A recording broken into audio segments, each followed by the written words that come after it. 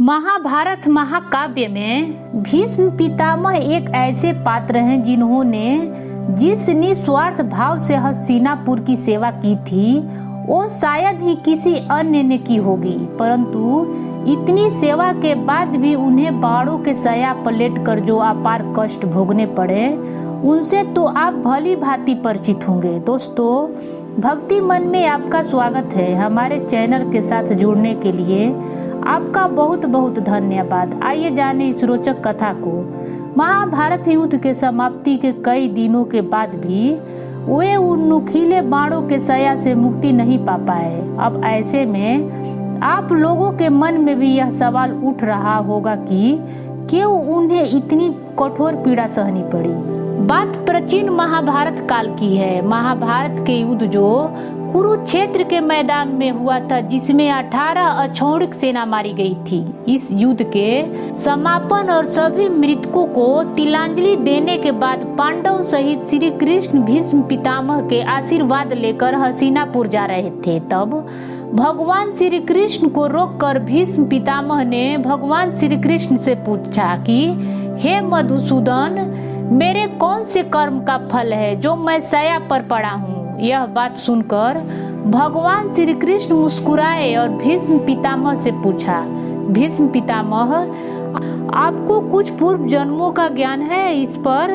भीष्म पितामह ने कहा, हाँ श्री कृष्ण, मुझे अपने 100 पूर्व जन्मों का ज्ञान है कि मैंने किसी व्यक्ति का कभी अहित नहीं किया।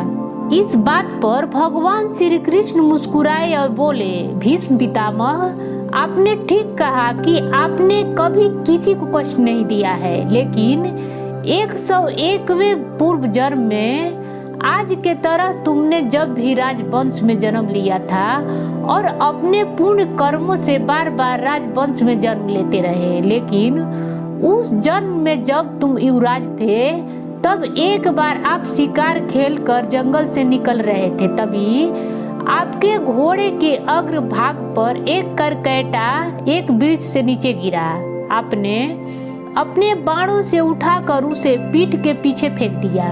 उस समय वह बेर के पेड़ पर जा गिरा और बेर के कांटे उसके पीठ में धंस गई, क्योंकि पीठ के बल ही जाकर गिरा था।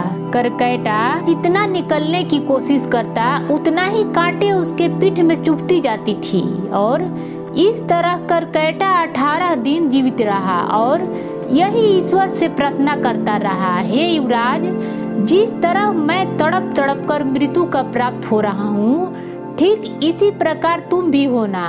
तो हे भीष्म पितामह, तुम्हारे पूर्ण कर्मों की वजह से आज तक तुम पर करकैटा का श्राप लागू नहीं हो पाया, लेकिन हस्तिनापुर की राजसभा में द्रौपदी का चिरहरण होता हो रहा और आप मूक दर्शक बनकर देखते रहे, जबकि आप सक्षम थे उस अबला के अत्याचार रोकने में, लेकिन आपने दुर्योधन और दुशासन को नहीं रोका। इसी कारण भीष्म पितामह आपके सारे पूर्ण कर्म क्षीण हो गए और करकैटा का श्राप आप पर लागू हो गया। भगवान श्री कृष्ण कहते हैं, हे भीष्म पितामह, प्रत्येक मनुष्य को अपने कर्मों का फल कभी न कभी तो भोगना ही पड़ेगा।